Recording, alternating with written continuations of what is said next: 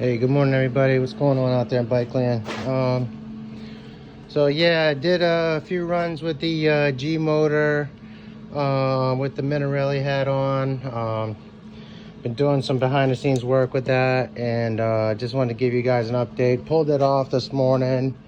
Gonna see what's going on in there and maybe do some modifications. In the meantime, we got the YD100 on, all set up. Came with a really nice CDI, good spark.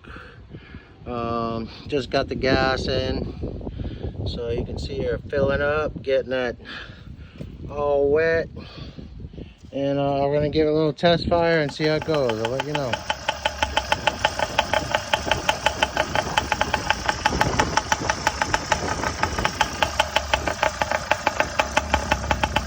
Hey everybody, just doing it old school today on the fly here, so I'm try to get all these clips together, and got some other videos coming for a couple of people I've been speaking with, looking for some more information.